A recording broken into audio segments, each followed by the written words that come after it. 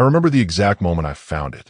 It was early autumn, the kind of day when the sun sits low in the sky, casting everything in a warm golden hue.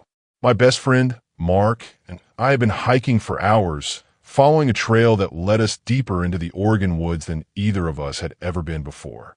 The air was thick with the smell of pine and damp earth, and the sounds of the forest were all around us. The rustling of leaves, distant bird calls, the occasional snap of a twig underfoot. We were supposed to be looking for something. I don't even remember what anymore. I think we were searching for an old campsite, maybe an abandoned cabin, some relic of the past to satisfy our curiosity. But what we found instead was far worse than anything I could have imagined. We came across it by chance, really. It was just sitting there, motionless under a low-hanging branch. At first, I thought it was a trick of the light, maybe a pile of dirt or leaves. But then Mark stopped dead in his tracks, eyes widening. He nudged me and pointed. It was a fox. Not just any fox, though. Its fur was singed like it had been through some kind of fire, but it was still alive. Barely. Its body was twisted at an unnatural angle, and its breathing was labored, shallow. But the most bizarre part? There was a small metallic object embedded in its spine. A USB port. Just there, like it had been surgically implanted. Is it a USB? Mark asked, his voice shaking. I couldn't speak at first. I was too stunned, too confused. What the hell? The fox's eyes were wide open, and though it was clearly in pain, it was still alive. I had no idea what to do. I couldn't tell if it was a freak accident or something worse, but we had to help, or at least try to. Mark was already on the phone, calling for help, but the signal was weak here. The reception barely reached us in the depths of the woods. So, I made the decision. We were going to take it back to the cabin. There was no other choice. The walk back felt longer than it should have. Every step seemed heavier, like the forest itself was pushing against us. The fox was oddly calm now, though its breaths were ragged. It didn't resist when we placed it in Mark's jacket, wrapped up like some kind of weird, dying treasure. But the whole way, I couldn't shake the feeling that something was wrong, that something was watching us. Not from the woods. No, something inside of us. Once we got to the cabin, we laid the fox down on the floor. It seemed to settle a bit, though it still looked like it was teetering on the edge of life and death. I found an old USB cable in Mark's bag, the kind you'd use to plug into a laptop, and with shaking hands, I connected it to the small port on the fox's spine. At first, nothing happened. I sighed in relief, assuming that maybe it had just been some freak coincidence. But then, the laptop screen flickered. I don't know why I didn't shut it off right then and there.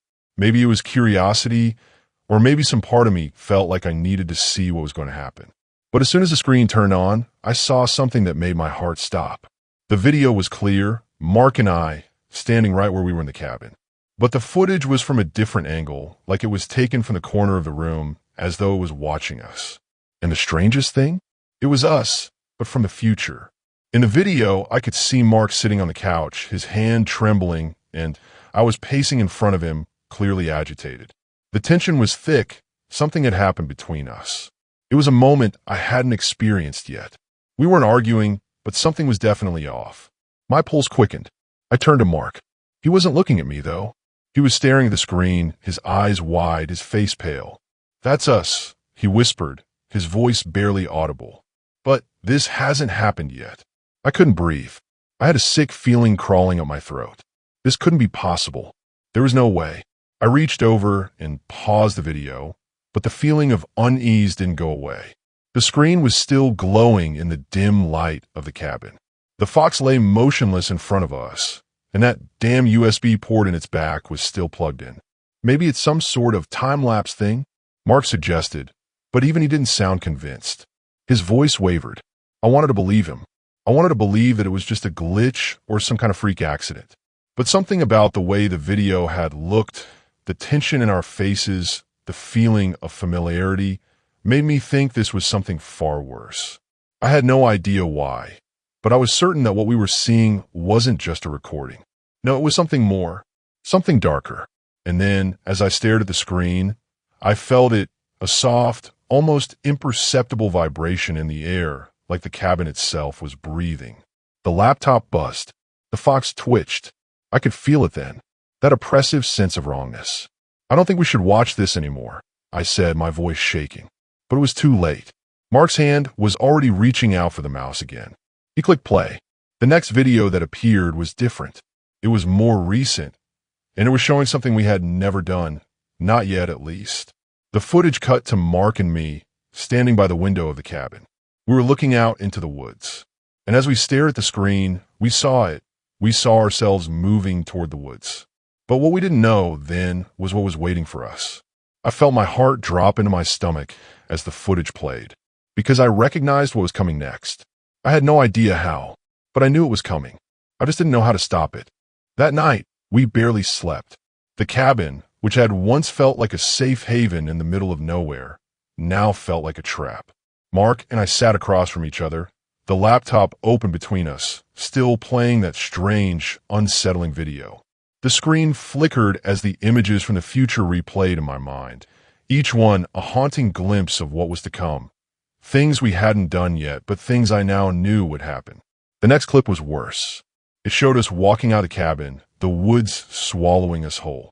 The strange, glowing mist hung thick in the air, curling around the trees like a living thing.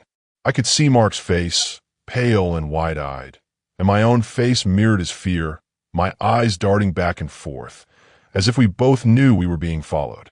The camera angle in the video seemed almost detached, as if it were observing us, waiting for something.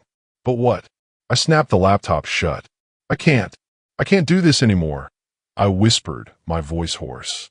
My hands were shaking as I pushed the laptop away. But even as I did, I couldn't help but feel that nagging sensation in my chest, the sense that if we ignored this now, we'd regret it. The fox, lying motionless in front of us, seemed almost like an omen, its presence inexplicable and wrong. How could something like that even exist? Mark didn't say anything. His eyes were locked on the spot where the laptop had been. I could see the fear creeping into his face, the same fear I felt. "We have to get out of here," I said, my voice trembling. "We shouldn't have stayed this long." Mark didn't answer. Instead, he stood up slowly, walking over to the window. He pressed his palm against the glass, peering into the darkened forest outside. The mist had rolled in thick, swirling between the trees. I couldn't help but feel like the woods were alive, like they were waiting for us, watching. "You ever get the feeling we're being hunted?" he said, his voice barely above a whisper. I felt a chill run down my spine. It wasn't just paranoia. It was something deeper, something real. "I do," I answered quietly. There was a long pause. Then Mark turned, his face pale, his eyes wide with a quiet horror. "It's already happening, isn't it? The videos, they're showing us what we're going to do, what we're going to face. We can't outrun this." The air in the cabin seemed to grow thicker, heavier. The silence stretched out until it was unbearable. I didn't know what to say.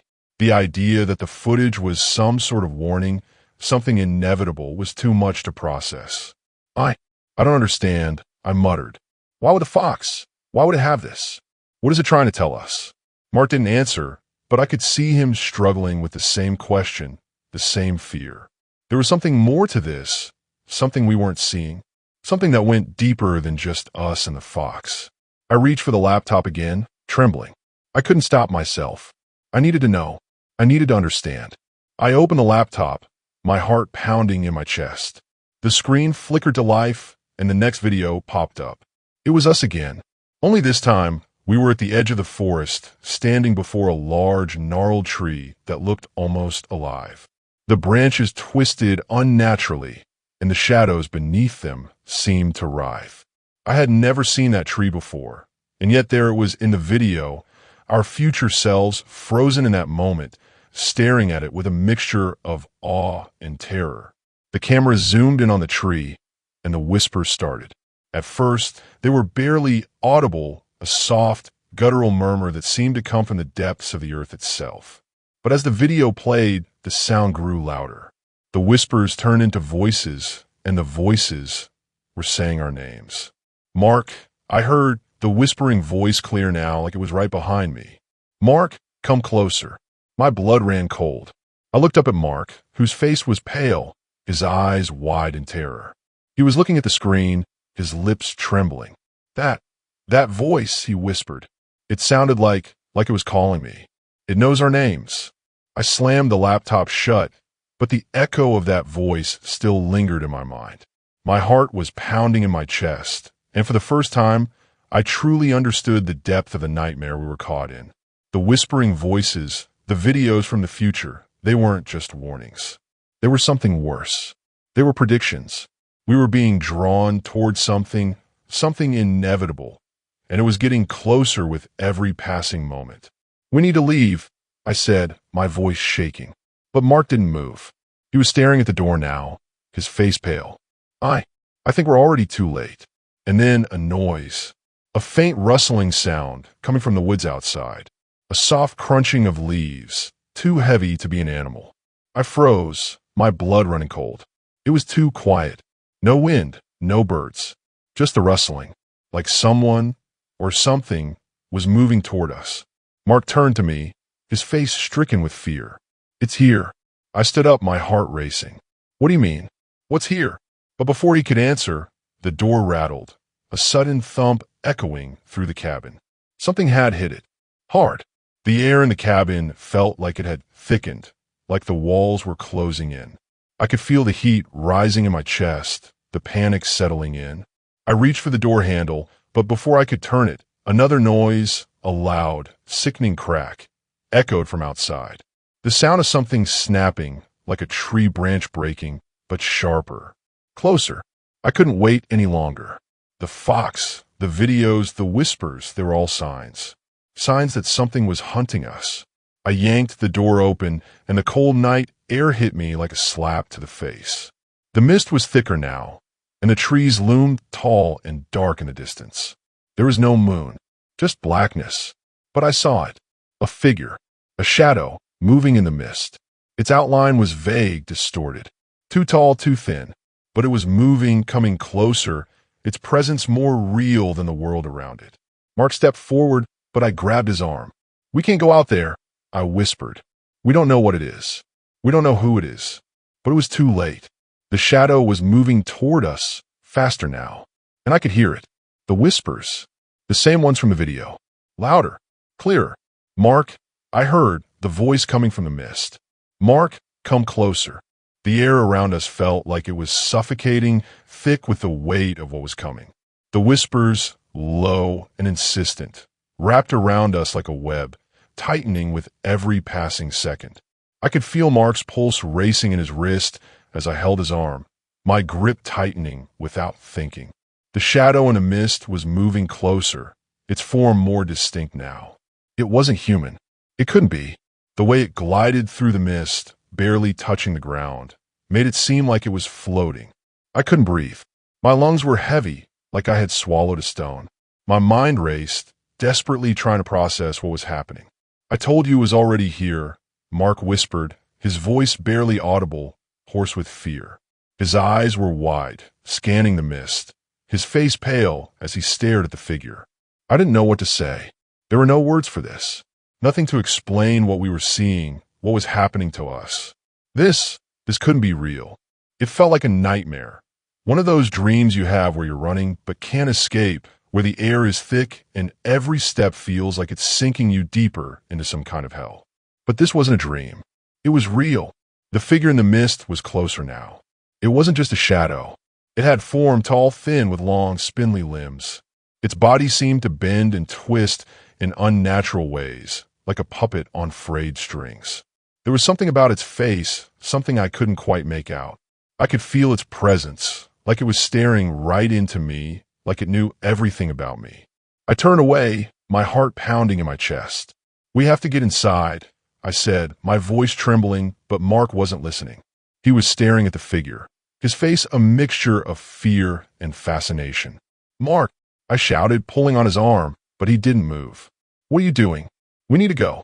Now." He slowly turned to face me, his eyes wide and unfocused, like he wasn't entirely aware of what was happening. "It knows us," he said, his voice hollow. "It knows us. It's been watching us. It's been waiting." I didn't understand. What was he talking about? Who was it? What did he mean? "It knows us." I grabbed his shoulder, shaking him. "Mark, snap out of it." We're not going to make it if we don't leave. We need to. And then, without warning, the figure in the mist moved. It was so fast, too fast to track. One moment it was standing still, and the next it was right in front of us. The air turned ice cold, a chill that seeped into my bones. The whispers were deafening now, like 1,000 voices all around us, speaking in tongues I couldn't understand, but I could feel the words, feel them gnawing at my mind. I couldn't think. My body froze. Mark stepped forward, his eyes locked on the figure. I have to go to it, he muttered, almost in trance. It's calling me. No, I screamed, my voice cracking as I pulled him back with all the strength I had left. But it was useless. Mark was shaking free of my grasp, his face completely blank now, as if he had lost himself to whatever this thing was. He started walking toward the figure in the mist. Mark, no, don't. I yelled, but he didn't stop. He just walked, his steps slow, deliberate. I could feel my heart thundering in my chest, my throat closing up with panic. I couldn't lose him. Not like this. I ran after him, grabbing his arm, jerking him back with every ounce of strength I could muster. But Mark was stronger than I had ever realized.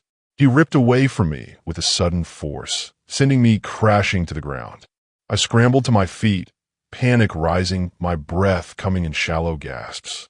The figure was still there, but it was getting closer, its form shifting with each movement, twisting unnaturally. And the whispers, they were louder now. I could hear my own name being whispered between the others, the voice of the thing in the mist calling to me now, not just Mark. Come closer, it said, its voice a low, rasping growl. You can't run. You can't escape. I felt a weight on my chest, a pressure that made it hard to breathe. The ground beneath me seemed to shift, the mist swirling around my feet like tendrils reaching for me. I looked up to see Mark, standing directly in front of the figure now, his eyes wide, but unseeing. It was like he wasn't himself anymore, like he was being controlled. The figure seemed to loom over him, its face still indistinct but twisted in a way that made my stomach churn. It didn't have a mouth, but I could hear it speaking. Mark, I whispered, my voice breaking. Mark, please, come back. The whispers became a roar in my ears, drowning out everything else. And then, without warning, the figure reached out and placed a cold, skeletal hand on Mark's shoulder. Mark's eyes widened in shock, and for the briefest moment, I saw him again. The boy I knew, the boy who was still there, deep inside. But before I could move, before I could reach him, the figure pulled him into the mist. I screamed, but it was too late. The figure, with Mark in tow, melted into the fog, disappearing as if they had never been there. The forest fell silent once again. The whispers stopped. The mist began to fade, lifting slowly as though retreating into the earth itself. I stood there, alone in the dark, trembling. My heart was pounding in my chest, my mind racing, struggling to make sense of what had just happened. Had it really happened? Or had it all been some kind of hallucination? But one thing was certain, Mark was gone. And the fox with a USB port in its spine, I knew then that it had somehow led us here. The videos, the whispers, the figure, they had all been connected. But why? What did it all mean? I stumbled backward, feeling the ground beneath me shift and buckle. I turned, my legs shaky, and ran back to the cabin, slamming the door shut behind me. I locked it and then collapsed against the wall, gasping for air. I had to get out. I had to find a way to undo this, to save Mark if it wasn't too late. But the truth was, I knew I couldn't escape. Not now. The mist was still out there, waiting. The whispers were still calling, and whatever had taken Mark was still out there, too. And it wasn't done with me yet. I couldn't sleep. I don't think I've slept since that night. The darkness in the cabin felt heavier than it ever had before. The shadows seemed to crawl, stretching across the walls, as if alive. The whispers hadn't stopped, though they had become softer, more insistent, as if waiting for me to acknowledge them. But I couldn't. I refused to. Mark was gone. I couldn't accept it, not fully. I kept telling myself that I would find him, that somehow I'd wake up from this nightmare. I wanted to believe that if I just kept moving, kept searching, I would find some explanation, some way to undo whatever had happened. But there was nothing.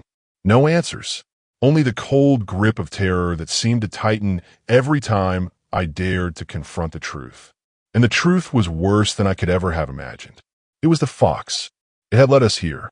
It had done something to Mark, to us. I thought back to the first time we saw it, how its presence had felt wrong from the start. The way it just stood there, staring at us with those unsettling black eyes, like it knew us, like it was waiting for something. It wasn't just a wild animal. It was something else. Something otherworldly. I couldn't stop thinking about the USB port in its spine. Why had it been there? What was the purpose of the videos? Had Mark been part of some experiment? Some plan that I was too blind to understand until now? It was as if everything was part of some twisted game, one that we were doomed to lose the moment we plugged that damn USB drive into the laptop. The images still haunted me. The ones we watched before everything went wrong. Videos of places I'd never seen, but somehow knew. Faces I didn't recognize, but felt an unnerving familiarity with. And then the final video, the one where we saw Mark standing in that same mist, his eyes vacant, his face a mask of something far worse than fear. The videos weren't just random clips. They were showing us the future. Things we hadn't done yet. Things that would happen. I stood up, pacing the small cabin, trying to shake the thoughts from my mind. But there was no escaping them. The longer I stayed here, the more trapped I felt. The air was thick with dread, each breath a reminder that I was getting closer to something I couldn't control. It was then that I heard it. A soft knock at the door. At first, I thought I was imagining it. But then it came again, sharper, more insistent. I froze, my heart skipping a beat. Was it Mark? Could it be him? I didn't know what I expected. But when I opened the door, I wasn't prepared for what I saw. The fox. It stood there in the doorway, just beyond the threshold, its eyes glowing a faint, unnatural red. Its body was hunched, twisted, as if it had been waiting there, watching me for hours. Its spine hummed with a faint, electronic whine, the USB port gleaming under the dim cabin light. I couldn't move. The fear, cold and paralyzing, seeped into my bones. I tried to close the door, but something held it open. I couldn't explain it. Something invisible, something wrong, was pushing against the door, keeping it ajar. The fox stepped forward, its body bending unnaturally as it entered the cabin. I backed away, my body shaking, my mind screaming at me to run, but my legs wouldn't obey. It was here. The mist seemed to follow it, curling around its legs, filling the cabin with that same thick fog. And then I heard it, the whispering. The same whispers from before, but louder this time, more urgent. They spoke all at once, overlapping, filling the air with their distorted words. You know what you have to do. I stumbled backward, my hands pressed against the wall, trying to steady myself. But the fox, it was moving toward me now, its eyes locked onto mine, its movements slow and deliberate. The USB port in its spine flickered with an eerie light. Please, just leave me alone, I whispered, barely able to form the words through the lump in my throat. The fox stopped a few feet away from me, its eyes narrowing as if considering me. And then it did something that made my blood run cold. It opened its mouth, not like a normal animal, but in a way that defied nature. Its jaw unhinged, and inside its mouth there was something, a small, dark object glowing faintly. It was a disc, the same kind of disc I had seen in the videos. I didn't know what it wanted from me, what it needed from me, but I knew one thing for sure. I had to destroy it. I grabbed the nearest object, a heavy lamp that I had used to light the cabin, and swung it at the fox. It screeched, the sound so shrill that it felt like my bones were vibrating. The lamp crashed against its body, but it didn't falter. It didn't even flinch. It just stood there, unblinking. And then the mist thickened, swallowing the room whole. The whispers became louder, drowning out everything else. And in that fog, I saw something. A figure. A person, standing in the center of the mist. I couldn't make out their face, but I knew them. It was Mark. He was standing there, motionless, his eyes wide and empty, his expression frozen in that same vacant stare I had seen in the videos. He was just there, as if he had been waiting for me, like he had been pulled into this twisted reality just as I had. I reached out to him, but the mist swallowed him up, pulling him away, just like it had the first time. "Mark!" I screamed, but my voice was drowned out by the whispers. And then, just as quickly as it had appeared, the mist lifted. The fox was gone. The cabin was silent once more. The air was still. I was alone, but I knew one thing. The fox had come for me. It wasn't over. It was far from over. I couldn't tell if what had happened was real. The fog, the whispers, the strange, mechanical presence of the fox. It all felt like a dream, like a nightmare I couldn't escape. But deep down, I knew it wasn't. It was happening, and somehow I was tangled in it. I tried to calm myself, to process the events of the night. I needed answers. I had to understand what was going on. But no matter how hard I tried, the questions only piled up, suffocating me under their weight. I had to find Mark. The only lead I had was the USB drive. It felt like my only connection to whatever had happened to him. But how could I keep going back to it? To that dark, twisted corner of my mind? It had already shown me things I wasn't ready to understand, things I couldn't change.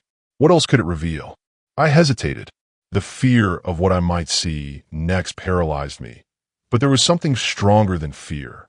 It was a need, a desperate pull, a drive to uncover the truth, no matter what. I walked back to the desk where the laptop sat, still open, still showing the last video. I hesitated again, my hand hovering over the keyboard. Every part of me wanted to turn away, to abandon this hellish path. But I knew in my gut that I couldn't. Not until I understood what had happened to Mark and why I was a part of it. With trembling fingers, I plugged the USB drive into the laptop again. The screen flickered, the familiar hum of electricity buzzing in the air. I closed my eyes for a moment, bracing myself for whatever was about to come. The first video I had seen had been disturbing enough, but I felt a cold dread creeping into my chest. Something told me that this time, it would be different. The screen went black. Then, it lit up again, but the image was warped, glitching as if the video was being distorted in real time. The first thing I saw was a face. Not Mark's. No, this face was different. This one was young, too young. But the eyes, they were familiar. Wide, almost too wide, and hollow, like they were staring straight through me. I could feel the weight of those eyes pressing down on me as if the person on the screen was looking inside me. The image flickered again, and the next scene appeared. A forest, bathed in the same thick mist I had seen earlier. But there was something wrong with the trees. They were warped, their branches twisted in unnatural ways, as though they were bending toward the camera. Then I saw the fox. It was standing in the middle of the path, watching me, or rather, watching the camera. Its body was unnaturally still, and its eyes glowed that same eerie red. And then, there was Mark. He was standing next to the fox, just like the videos had shown before. But this time, his eyes weren't vacant. They were wide, filled with a kind of frantic energy. He looked terrified, no, horrified, as if he could see something that I couldn't. But what really froze me was what happened next. The fox opened its mouth, not just in a normal way, but with that same unnatural, bone-cracking motion. Inside its mouth was the disc, the one that I'd seen earlier. It held out to Mark. He reached for it, and as his hand touched it, the world around them seemed to shift. The mist swirled faster, the trees contorted even further, and Mark's face twisted into something I couldn't quite recognize. He was changing, becoming something else. I gasped, stumbling backward. My hand slipped from a keyboard, and the screen flickered again.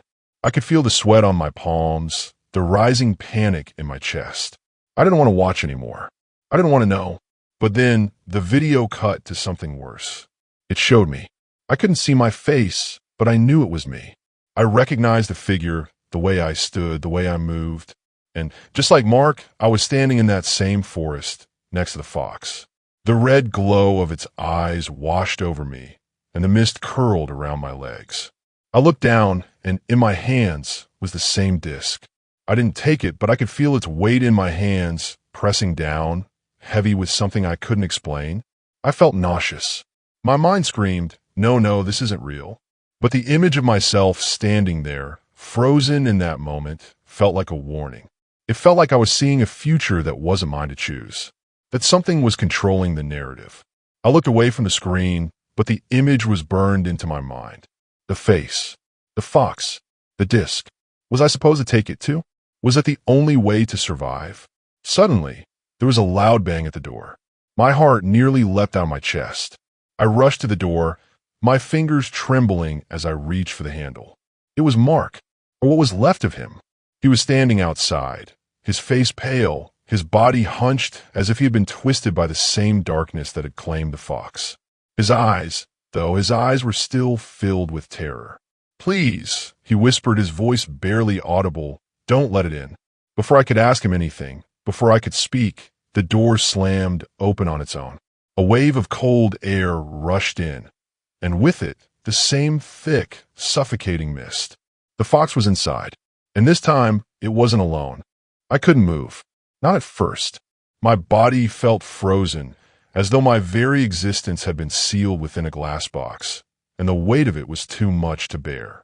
The figure that had appeared in the corner of the room, the small one with hollow red eyes, took another step forward. Every movement it made seemed deliberate, controlled. It knew exactly what it was doing, and I had no idea what to expect. It was almost human. Almost. Its features were still unclear, like the edges of a dream fading in and out of focus. But its eyes, they were the only thing that stayed in sharp, unnerving focus. They stared at me like they had been waiting for me to understand, waiting for me to wake up. I opened my mouth to speak, but nothing came out. Panic started to settle in, suffocating me as I realized I couldn't even speak. The figure tilted its head, almost curiously. "You are confused," it said, its voice disturbingly calm, as if it were talking to a child. "But that is understandable. The others were confused too once." It paused. "They still are. The others. Mark, the fox." I could feel the bile rising in my throat as I realized, whatever this thing was, it wasn't alone. There were more. So many more. "What do you want from me?" My voice finally broke free, ragged and weak. The figure didn't answer right away. It didn't need to. The way it looked at me, the way the air seemed to pulse around us, told me everything I needed to know. I had seen it in the videos. That feeling of forever. That sense of inevitability. The sense that we were all being pulled into something that had no beginning and no end. The figure stepped closer, its presence growing heavier with each inch. "You are already part of it," it said, its voice colder now, sharp like the edge of a blade. "You always have been." I stumbled backward, my legs shaking, my mind racing to understand. But I couldn't. None of it made sense. How could it? A fox with a USB port. A strange entity from the videos. Mark's transformation. The whispers, the glitches, the crawling sense of dread. It was all too much. It felt like I was drowning in a sea of unknowns, and I couldn't keep my head above water. But I needed answers. "Why did you choose me?" I finally asked, the words coming out in a desperate whisper. "What is this? What do you want?" The figure's smile widened, though it wasn't reassuring. It was cold, predatory. "We didn't choose you," it replied, its voice low and hollow. "You are always going to be a part of this. All of you are. The threads are woven long before you even realize it. You've been seen." The weight of its words hit me like a freight train. Seen? By whom? By what? It continued, its voice almost reverent now, as though explaining something ancient beyond my comprehension. "This world, this reality is fragile. It's been interrupted, changed. What you think of as your life is nothing but a small part of something larger. And you are the key, the key." I could feel my heart hammering in my chest, panic coursing through my veins. This wasn't happening. This couldn't be happening. But it was. The figure stretched out its hand toward me. Its fingers, long and unnaturally thin, began to glow, pulsing with that same red light I had seen in the fox's eyes. "No," I choked, stepping back, my body fighting against the overwhelming pull of its presence. "I'm not." "You already are," it interrupted, its voice dripping with finality. Before I could react, before I could even breathe, everything went black. I don't know how much time passed. When I opened my eyes again, I was no longer in the room. I was standing in a vast, empty landscape. No sky, no ground. Just darkness stretching on forever. And I wasn't alone. The others were there. The ones who had been taken before me. Their faces were pale, their eyes hollow, like they had been drained of life. They moved slowly, almost mechanically, like they were waiting for something. Or someone. And then I saw it. The fox. It was here too, but it wasn't the same. It was larger, its body elongated, like it was part of the very void around us. Its eyes, those red eyes, were now even deeper, more terrifying than before. It stared at me, and for a moment, I felt as if it were seeing into my very soul. The others didn't react. They didn't speak. They just watched. The fox moved toward me again, its footsteps silent, but each one seemed to shake the air itself. The glowing disc was now visible on its chest, pulsating in rhythm with the beats of my own heart. I reached for it, instinctively. I didn't know why, but I needed to. I had to understand. What was happening to us? What had happened to Mark? To the others? And then, as I touched its fur, I felt it, a shock, an electric surge that coursed through me. My body jerked as images flooded my mind, a rush of sensations that felt both familiar and foreign at the same time. You are the key. It was the same voice, the same thing. But this time it wasn't just in my head. It was all around me, echoing through the void. And then the world shifted again. The landscape disappeared, replaced by images flashing across my vision, scenes I hadn't seen before. But I knew them. I recognized them. I saw myself, standing in a room I had never been in, doing things I hadn't done yet. And I saw Mark, but he wasn't Mark anymore. And I knew, deep down, that I would never escape. I couldn't breathe. My chest felt tight, as though the air itself had become too dense to draw in. The images were overwhelming, flashing so quickly before my eyes that I couldn't focus. But I had seen enough to understand. I was trapped in something far bigger than I had ever realized. The truth was slowly unraveling, and each layer of reality seemed to dissolve faster than I could keep up with it. Mark, his face had been distorted in the vision, but it wasn't just his face. His whole presence had shifted, changed into something unfamiliar. It wasn't him. Not anymore. I could feel it in the pit of my stomach, the gnawing sensation that whatever had taken Mark was now inside me. The others were moving, too, somewhere out there, lost in the void. But they were too far, too distant, like shadows in the distance, fading in and out of my perception. The fox, no, it was something more now, something larger than any creature I had ever seen, moved beside me. Its glowing eyes bored into mine, like it was waiting for me to understand something I couldn't yet comprehend. Its presence was suffocating. There was a weight in the air that made everything feel wrong, like the very laws of nature had been twisted and bent. I looked around. Nothing made sense. The ground, if you could even call it that, was a swirling black mist, constantly shifting and reforming. It was like the world itself was falling apart. The others, they were watching. All of them, their faces hollow and blank. They didn't speak. They didn't need to. There was no need for words here. We all understood the same truth now. This place, this reality, wasn't real. It was some sort of limbo, a pause in time, a space between the worlds. But we were stuck here, trapped in a loop. I reached out, desperate to touch something, anything that might make sense of this nightmare. My hand grazed the air, and for a split second I thought I felt something solid. The familiar hum of electricity, a buzzing that matched the rhythm of my heartbeat. And then everything snapped. It was like waking from a dream, but it wasn't a dream. The world I was in collapsed, and I found myself back in the room where it all started, the one with the strange USB fox. But everything had changed. The fox was gone. The room was still the same, but the walls seemed to pulse like they were breathing alive. The monitor sat on the desk, the same one that had shown us the videos of our future. But now, the screen was black.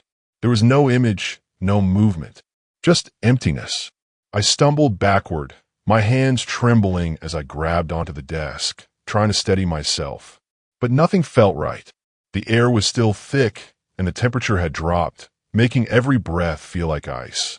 I felt the hairs on the back of my neck stand up. My reflection in the monitor was wrong. My face, my eyes, They weren't mine anymore. They were distorted, twisted, like they were part of something else.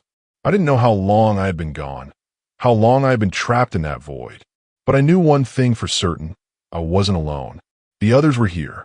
I turned around sharply, half expecting to see the figure in the corner of the room again, that strange presence that had been haunting me. But there was nothing, just shadows, stretching long across the walls. The only sound was the faint hum of the electronics, the buzzing from the monitor. And then the whisper started, low at first, barely audible, but growing louder. They were coming from all directions, echoing around the room. "You're one of us now," the voice hissed. I spun around, my eyes darting, trying to find the source. But there was nothing. No one. Just darkness creeping along the edges of the room. "You're the key," another voice said, this time much closer. It sent a shiver down my spine. It was Mark's voice, or what was left of it. I backed away, my heart racing. "No, I'm not." But the whispers continued, louder now, overlapping. They were coming from everywhere. "You've always been the key." The threads are pulled tighter now. The walls seemed to close in on me. The air grew heavier, and with each breath, I could feel my mind slipping, losing its grip on reality. The sensation of being watched, of being controlled, was overwhelming. And then, in the center of the room, something moved. A figure appeared from the shadows. It was tall, humanoid in shape, but its body was wrong. Twisted, its limbs elongated, its movements jerky and unnatural. It was like watching a person on fast forward, a blur of shapes and limbs. And its eyes, they were glowing. Red, like the fox's. I wanted to scream. I wanted to run, but my legs wouldn't move. I was frozen, locked in place by something far more powerful than fear. The figure stepped closer, its form becoming clearer with each movement, revealing its grotesque features. And then it spoke, its voice dripping with malice. "You've been chosen," it said, its words slow, deliberate. "This world is ours now, and you are a part of it. Forever." I couldn't breathe. I couldn't think. I was lost, drowning in a sea of confusion, terror, and despair. There was no escape from this, no way out. I had made a mistake when I plugged in that fox. I had opened the door, and now the door was closing behind me. And as the figure reached for me, its red eyes staring deep into mine, I realized the truth. It had always been too late. I couldn't move. It felt like time itself had frozen in that moment, and yet everything around me seemed to shift to warp. The creature, the thing with the glowing red eyes, was still advancing, its long, unnaturally long limbs swaying with each step it took toward me. Its face was a mess of shifting shadows, like it couldn't quite decide what form it wanted to take. One moment, it resembled something human. The next, it became an amalgamation of nightmares. I tried to scream, but no sound came out. My throat was tight, constricted, as if something was pressing down from the inside. Panic clawed at my chest. Was this it? Was this the end? I couldn't even remember how I got here, or what had started this nightmare. All I could think about was the USB Fox, the way it had lured us in. The videos it had shown us of things we hadn't done yet. The feeling of inevitability that had washed over me as I plugged that damn thing into the laptop. "You can't run," the creature said, its voice smooth and cold, dripping with a sense of dread I could almost taste. "There is no escape. You open the door. Now you'll see it through." I could feel my heart hammering in my chest. The air felt thick, suffocating. Each breath was a struggle. I had made a mistake, a huge one, but I didn't know how to undo it. The fox, what had it been? An experiment? A warning? Was it alive, or was it something else entirely? I thought I could control it. I thought we could just see what it could do, plug it in, look at the videos, and be done. But now, I could feel it. The door wasn't just closing, it was locking. Whatever this thing was, it was tied to something far beyond the technology we understood.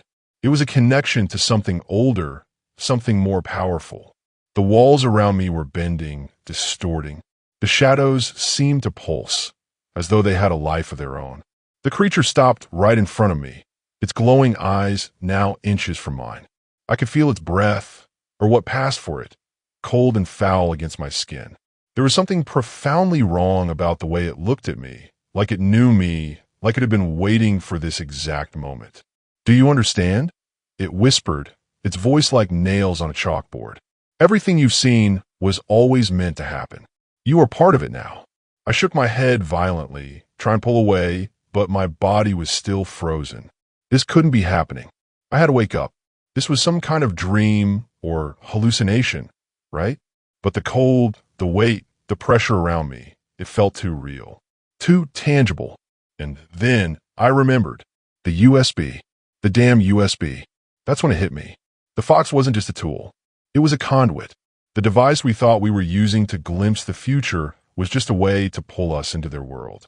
Their space. A place where time, reality, and consciousness didn't follow the rules we knew. And now, I had become part of that system. I had become data.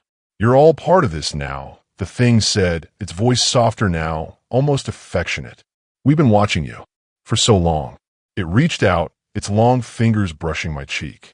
The sensation was like ice burning into my skin, leaving an aftertaste of terror in my mouth.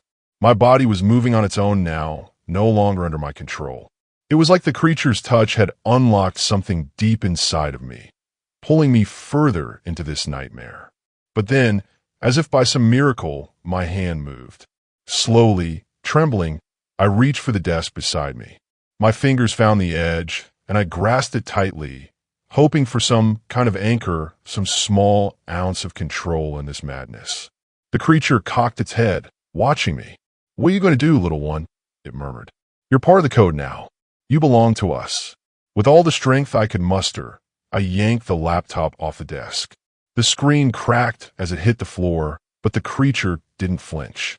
It only stared at me with those glowing eyes, the reflection of my fear dancing across its face. The room shook, and I felt my body being pulled toward the shattered screen, like gravity itself had turned against me. "No," I whispered, trying to break free, to snap out of this trance. "I won't be part of this. I won't." But the thing only smiled. Its face twisted into something grotesque, almost laughing at me. The walls around me seemed to close in faster, suffocating, pushing me closer to the ground. The air was thick with the hum of electronics, the faint buzz of the broken laptop screen flickering. And then, as the darkness closed in around me, a final thought struck me with terrifying clarity. This was never about me. It was never about the Fox or the USB. This was bigger than that. It had always been about the doorway, the one I had opened, and now it was closing forever. I woke up with a start, gasping for air as though I'd been drowning. My heart was pounding in my chest, each beat a thunderous reminder of the nightmare I had just experienced. The room was dimly lit, my face covered in a thin layer of sweat. The hum of electronics was gone. Everything was quiet, too quiet. For a split second, I wondered if it had all been a dream.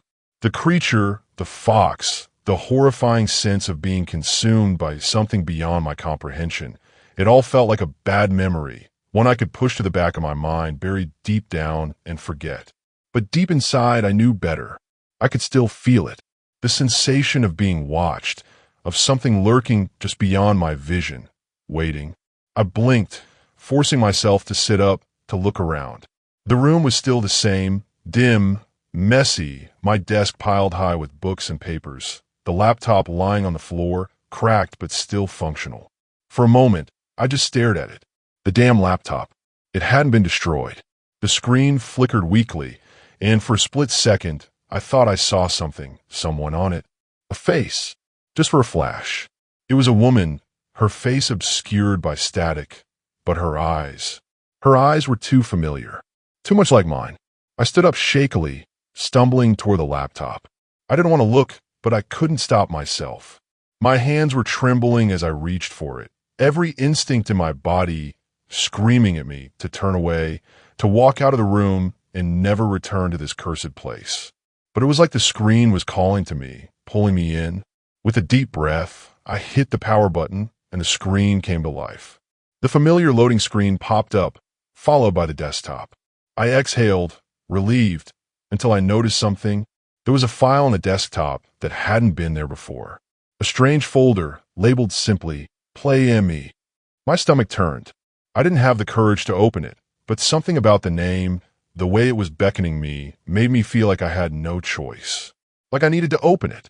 So I did. As soon as I clicked on the folder, the first video began to play. My blood ran cold as I recognized the images. It was me. Only it wasn't me. Not exactly. It was a video of me walking through the woods just outside my house, the same path I had walked countless times growing up. But this time I wasn't alone. There was a figure behind me, just out of the frame, following me at a distance. I could feel the panic rising in my chest as I watched the video. Had I walked this path? I couldn't remember. The trees looked too familiar, but everything felt wrong. The figure was moving, but it wasn't human. It was distorted, like a shadow that didn't belong. And then it hit me, the voice from the creature in the darkness. You opened the door. I wasn't just a passive observer. I was part of this. The video wasn't just predicting the future. It was pulling me into it. I could feel it. The more I watched, the more I was drawn into the scene. The sensation of the cold air from the woods, the crunch of leaves beneath my feet, the faint sound of breathing just behind me. It was all too real. Suddenly, the video cut to black and a new one began. My heart stopped. This time it wasn't the woods. It was my apartment, my living room. The same dim light, the same desk. But sitting at the desk was me. A version of me I didn't recognize. He looked calm. Too calm. His face was expressionless, his eyes empty. And as I watched, this other me reached for the laptop, my laptop. And that's when I realized the video wasn't showing the future. It was showing me in real time. Right now, I felt a rush of panic as I realized what this meant. That thing in the woods, the creature with the glowing eyes, had been right. The moment I plugged in that USB, I hadn't just opened a door. I had invited something into my life, something that was now manipulating everything around me. The laptop flickered again, this time showing a message, just a few simple words typed out slowly, one letter at a time. It's not over. I slammed the laptop shut, but the screen remained on. It was still watching me. The room started to warp again, the walls stretching and bending like they were made of rubber. I could hear footsteps now, soft and almost inaudible, but I could feel them. Someone, or something, was here with me. I backed into the corner of the room, staring at the laptop. The air was thick with dread. The creature's voice echoed in my mind, over and over. You opened the door. You can't close it. A part of me wanted to believe it was all just a mistake, a glitch, but deep down I knew it was too late. There was no undoing this, no escaping it. Whatever I had unleashed was already inside me, and there was no going back. I could hear the footsteps now, getting closer. I turned, but no one was there. The walls seemed to close in, the shadows dancing on their own as if alive.